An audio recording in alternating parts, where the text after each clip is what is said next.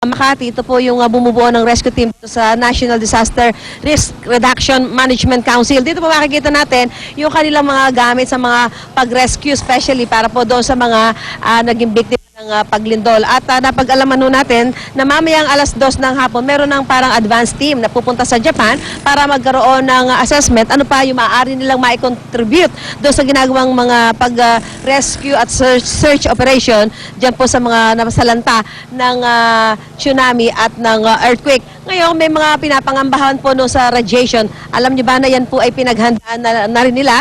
Mamaya papakita namin sa inyo kung ano yung suit. Ito nasa likod ko. Yan po yung yan parang military fatigue uniform. Yan po ang tinatawag na suit para sa mga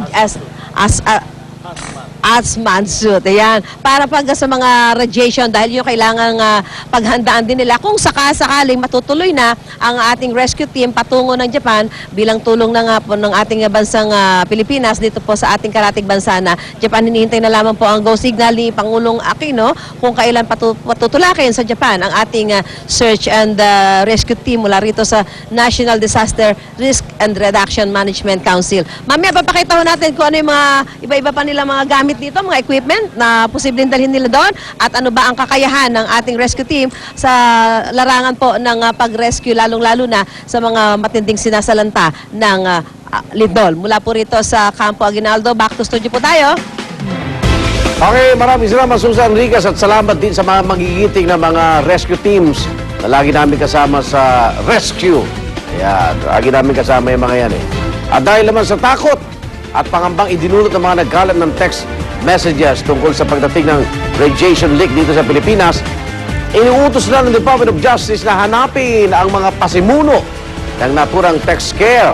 Ayon kay Justice Secretary Laila De Lima, maging siya ay nakatanggap rin ng mismong text. Kailangan na raw disiplinahin ang mga responsableng o irresponsable na tao na nasa likod ng mga hindi totoo at walang basehang text message. At kapag natundo na sa larin, may karampatang parusang inihanda ang kagawaran. Aminado si De Lima na hindi madali ang gusto niyang mangyari dahil sa milyon-milyon text message ang umiikot sa Pilipinas araw-araw. Pero ayon sa NBI, may kagamitan daw sila na gagamitin para matunton ang mastermind ng text hoax. Muli namang panawagan ng NTC kung makatanggap ng mga ganitong klaseng text message, ipagbigay alam kaagad sa kanilang hotline para maaksyonan ng gobyerno. Paano yun? Kunyari, kagaya nun, may kaibigan ako nakatanggap Kinalat na niya bago ko sinabing hindi totoo. Out of concern. So hindi siya pasimuno dahil nakatanggap lang siya. Correct. So yun nga. Gumawa mismo nag-forward. Gusto niya lang ipaalam din sa iba pa niya mga kakilala na mapalaan, hindi na maalam niya kung totoo o hindi. Mahirap matuntun yung person na nag-compose ng text. Tsaka Ang hirap patagal ng gusto na nilang, di ba, yung mga terrorist attack. Ang dami na natin nare-receive na ganyan. Actually, wala naman napaparusahan. At prepaid. Ang hirap. Paano kung prepaid? Hindi, bago nga ito, nakatanggap na ba kayo, nanalo na kayo ng mga... Marami. Ilang beses hanggang ngayon, nanalo ako. GMA Foundation daw. Saan nakita foundation, nagbibigay ng premyo.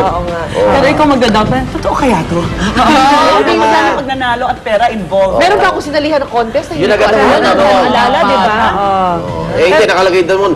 Napili kasi yung number mo random mga ganong gimmick. Pero pag yung number na yun, hindi, kunwari galing lang siya sa personal number, yung 09 ganyan, malabang sa Mali yun, Pero kasi pag yung mga corporations, they have 4 numbers lang. Minsan lumalabas pa yung pangalan ng kumpanya dun sa text message sa'yo kahit hindi mo naman siya sinesave. Tawag kayo sa DTI kasi kailan may DTI permit. Ay, that's right. O kaya, pag humingi na ng load o ng prepaid, magluloko na yan.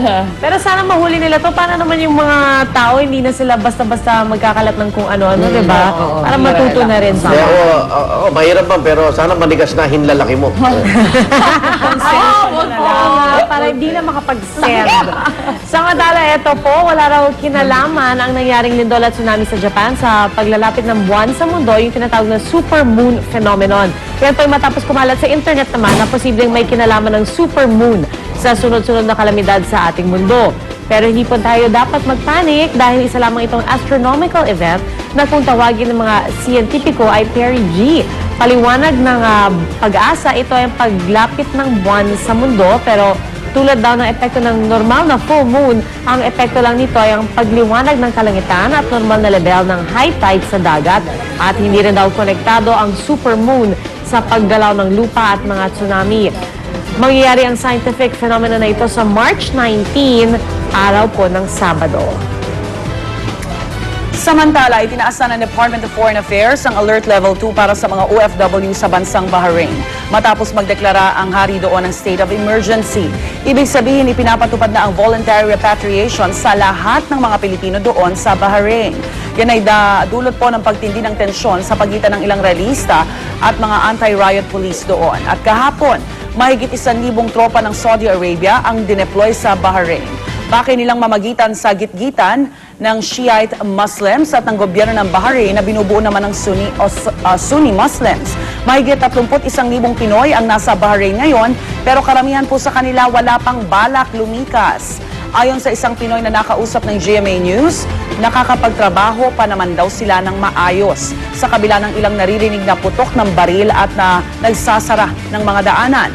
Patuloy pa rin daw silang nakikipag-ugnayan sa Philippine Embassy sa Manama.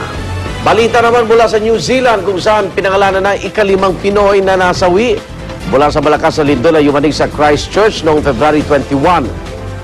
Kinilala po ng New Zealand Police ang lalaking Pinoy na si Valkin Descalzota Bensurto. Siya po ay 23 years old. 6 na Pinoy pa kasalukuyang pinaghahanap. Ito ay sina Jesse Lloyd Redoble, John Christopher Chua, Ezra May Medalye, Emma Bel Anova, Mary Luz Ann Amantillo, at Rhea May Sumalpong.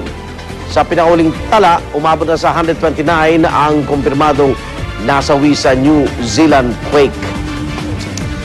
At maagang sports balita lang po tayo, hindi man pinalad ang Philippine Azkals laban sa Mongolia Blue Wolves, pasok pa rin sila sa qualifying round ng Asian Football Confederation Challenge Cup. Sa laro nila kahapon, tanging si Azkals midfielder James Young Husband ang nakagol at nanalo ang Mongolia sa score na 1-2. Ngunit dahil sa pinamalas nilang galing sa unang laban kontra Mongolia sa Bacolod City, lumabas na 3-2 ang aggregate scorecard kung saan lamang pa rin dito ang Philippine football team. Susunod naman nilang makakatunggali ang mga bansang Palestine, Bangladesh at Myanmar. At ang dalawang koponan naman nanalo ang siyang magtutuos para sa AFC Challenge Cup sa 2012. Hirap ng lamig kasi eh. Oo nga. Ayan. Freezing cold. Oo, may ganun din. Siguro lahat naliligas, no? Kamay, lahat. Naka-score pa rin si James, so congratulations. Hinlalaki. Kasi yun sa context din nila, guys. Pang tweet. Guys, we won. Tweet sila ng Tweet sila na Okay. Not this time, sabi nila, hindi sila nanalo this time. At balita naman mula sa United Kingdom kung saan ang Olympic clock sa gitna ng Trafalgar Square sa London biglang tumigil. Ito ang orasan na nagbibilang ng mga araw at minuto para sa nalalapit na 2012 Olympic Games sa London. Pero nag-freeze ito sa 500 days bago ang opisyal na pagsisimula ng Olympics. Yan ay kahit na bagong-bagong orasan at kaka-unveil pa lang nito noong March 14, jahe. Siniguro naman ang Swiss watchmaker na Omega na ayusin nila ang Olympic clock sa lalong madaling panahon. Yeah. Medyo syempre bad PR sa kanila yan, di ba? Bad omen yan. Nanigas din sa lamig. Wala, yung hinlalaki, nasa lobby, nagkiklik lang. Hinlalaki na naman. Yung lalaki ikaw nagpasimula. At ito naman ang isang amazing balita natin at muling namataan ang kauna-unahang humpback whale na natagpuan dito sa Pilipinas na pinangalanang si Una. At sa pagbabalik ni Una, may kasama na siyang baby whale. Noong 1999 pa natagpuan ng conservation group na WWF Philippines ang balyena sa Fuga Island, Cagayan. At para sa mga conservationist, napakagandang balita na matapos ang 12 taon, may baby balyena na si Una. Sarap din maging balyena, no? Pag may kasama kang baby, masaya lahat, no? Pag sa tao,